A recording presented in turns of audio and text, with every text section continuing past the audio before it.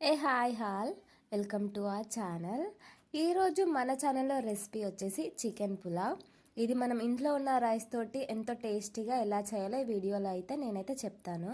ముందుగా మనం పులావ్ ఏ గిన్నెలో అయితే చేసుకోవాలనుకుంటున్నామో అదైతే తీసుకొని అందులో ఆయిల్ వేసి ఓల్ గరం మసాలా స్పైసెస్ వేసి ఒక 2 పెద్ద ఆనియన్ అయితే స్లైస్లా కట్ చేసుకొని వేసుకొని బాగా ఫ్రై చేయండి. ఇలా ఆనియన్ అంతా బాగా ఫ్రై అయిన తర్వాత అల్లం వెల్లుల్లి పేస్ట్ కూడా వేసుకోండి. కొంచెం ఎక్కువగానే వేసుకోండి. రైస్ పులావ్ కాబట్టి కొంచెం ఎక్కువగా వేసుకుంటే బాగుంటుంది. అలాగే పసుపు కూడా వేసుకొని ఒకసారి బాగా కలుపుకోండి. ఇలా ఒకసారి బాగా అంతా కలిపిన తర్వాత కొత్తిమీర పుదీనాని సన్నగా తరిగి బాగా ఒకసారి ఫ్రెష్గా కడిగి వేసుకోండి. ఎందుకంటే ఇసుక అది ఉంటుంది పుదీనాలో.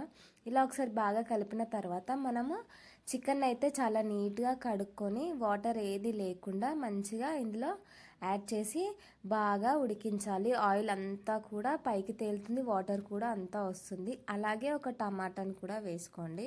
టమాటా మగ్గిన తర్వాత మనకి రుచికి సరిపడా కారాన్ని అలాగే సాల్ట్ని కూడా వేసుకొని ఒకసారి బాగా కలుపుకోండి. చికెన్లో నుంచి చాలా వాటర్ అయితే ఊరుతాయి, అదొకసారి మీరు బాగా చూసుకోండి.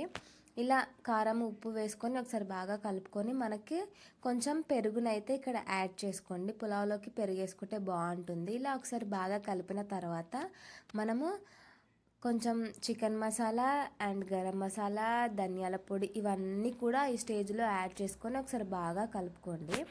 ఇక్కడ నేను బాస్మతి రైస్తో కాకుండా నార్మల్ రైస్తో చేస్తున్నానని చెప్పిన కదా, ఇవైతే పొలంలో పండించిన బియ్యము.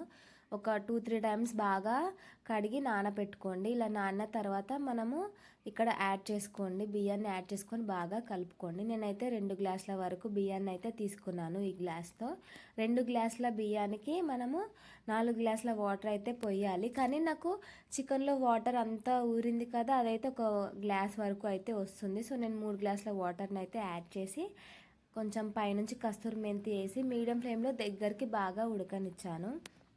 ఇలా బాగా దగ్గరికి అయిన తర్వాత మంటని సిమ్లో పెట్టి ఫైనల్గా కొత్తిమీరని అయితే పైన ఇలా వేసుకొని